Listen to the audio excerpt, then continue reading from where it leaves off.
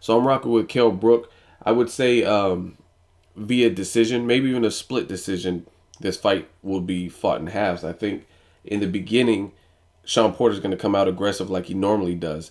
And this is where it's pivotal that Kell Brook establish himself. Don't let Shawn Porter become confident. If you let him become confident, he's going to try to polymelanize you and just steamroll you if you don't give him anything to respect. So he definitely has to give him something to respect. Now, towards the middle, this is where I see the fight changing. If Kell Brook has that plan intact and he has a chin where he can withstand the first 4 or 5 rounds, then this is where it's going to get really interesting because I think if he has the stamina to do it, he's going to make it apparent. And I can even see him hurting Shawn Porter, especially if he have issues making weight. And that's just how I see it. So, what up, Fight World? It's your boy Ego, and I'm back with some more boxing. Now, before I did my post-fight, I wanted to let it soak in. Today, I think I did pretty good. I was 3 for 3 with the fight predictions, and I want to talk about it. As far as Omar Figueroa, his fight with Estrada, it was an entertaining fight. I thought Figueroa was just too much. He was landing the better shots, and it looked like he was going to break him down. One thing I really like about Figueroa is when he got a very nasty cut, he did what he had to do and stopped his opponent in the next round because that cut was very deep, could have been bad.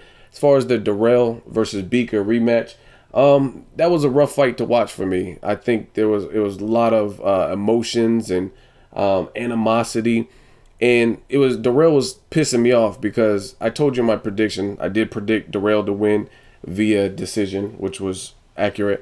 I think Durrell could have looked even better had he not been fighting off of emotions, rather just a good game plan.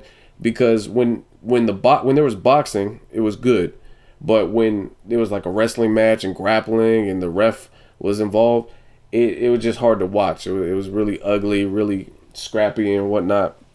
And Durrell was pissing me off because I know he's the better boxer, and I think he did really good and looked laser sharp in spots. But I think he could have shut out and made it a complete domination had he just resorted to boxing instead of at first it was cute and funny. He came out and the bell rang and he tried to take Bika's head off instantly. And at first it was kind of funny, but then it got kind of old where they just kept wrestling and falling to the ground. And then I think I'm getting tired of these referees trying to over assert themselves.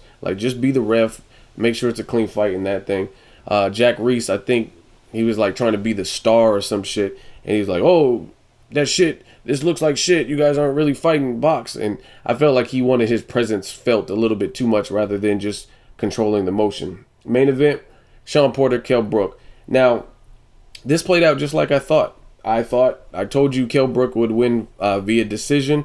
And I said this would be a fight of halves. Shawn Porter comes out very aggressive, very relentless, and he has that frenetic energy. So if you can deal with that, then that's where I thought Kell Brook would be able to turn the tides. And it happened almost like clockwork. I think it got to the 5th or 6th round, and that's where Kell Brook really started to believe in himself. He seen what Shawn Porter was coming with, and you'll notice the ebb and flow of this fight changed. Shawn Porter in the first half, very aggressive. He was like a relentless hyper energy. Anytime Kell Brook tried to lock up, he was trying to throw him off. And as the fight wore on, his energy levels to me looked like they were dwindling down. They were going lower and lower and lower. And Shawn Porter's face, his attitude seemed to change to me. And he looked more content being in the clinch. Whereas in the first round, when they were clinching, he was throwing him off and wrestling, get off me, get off me. You know what I mean?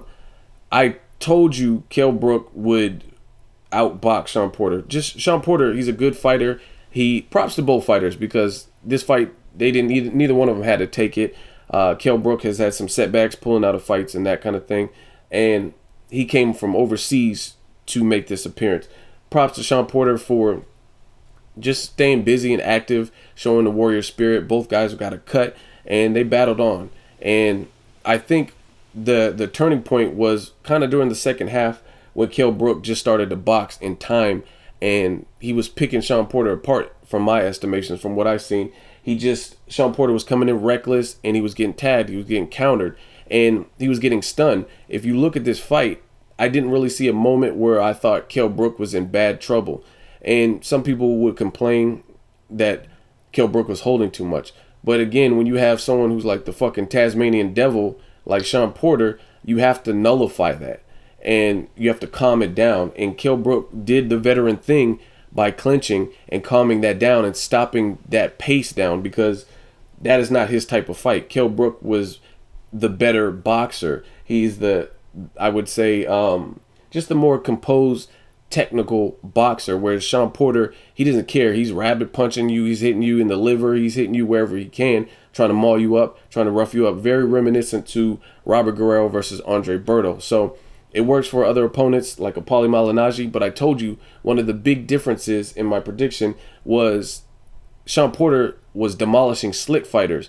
They didn't have that arsenal, that firepower to keep him honest. So if you can't gain his respect, he's going to plow through you and he's going to keep bringing it.